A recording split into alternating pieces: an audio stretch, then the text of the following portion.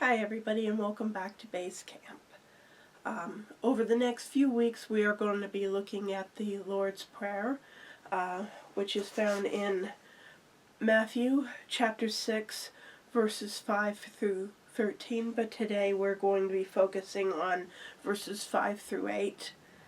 When you pray, don't be like the hypocrites who love to pray publicly on the street corners and in the synagogues, where everyone can see them.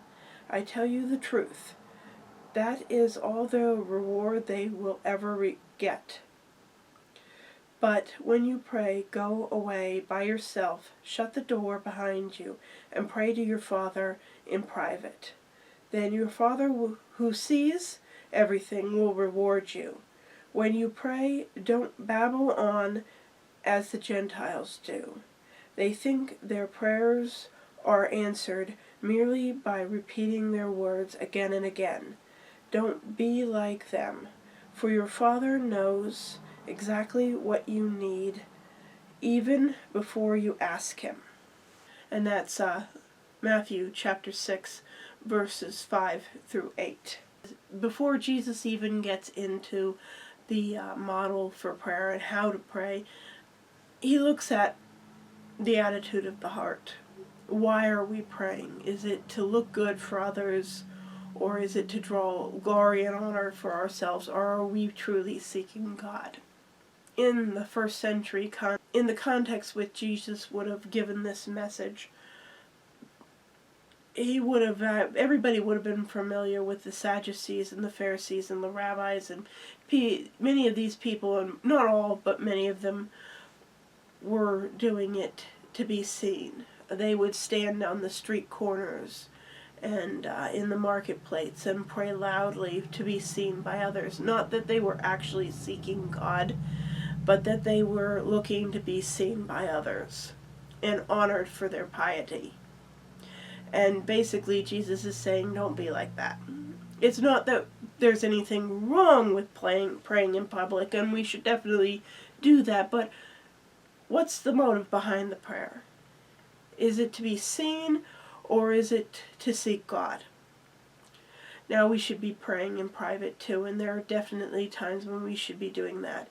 But it's not saying, Jesus is not saying that we should never pray in public. Because we should. There are definitely times when that is absolutely appropriate, but we should come with the attitude that we are seeking God and His will, and not for our own personal glory, or look at me, look how pious I am. And we should also not say the words over and over and over again, because God already knows what we need. In the day, the Gentiles, with their idols, would repeat the same words over and over and over again and again and again, intending to get their idol's attention, to get their God's little g attention. God already knows what we need. He knows what we're going to ask for. He still wants us to ask, but God knows what we need before we even ask. And while we should always ask and keep knocking until we get an answer, God knows what we need, and He will seek our good.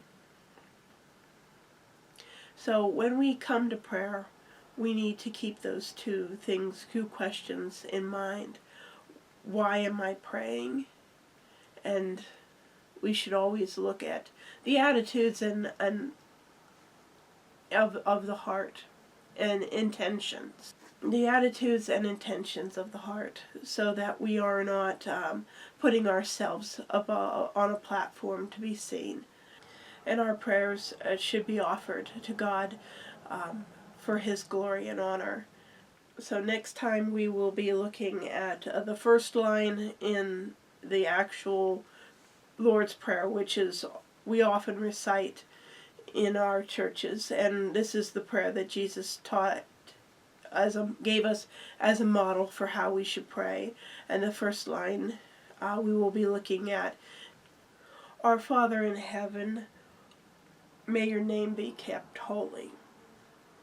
and we will look at that line next time. So we'll see you then, and until then, God bless.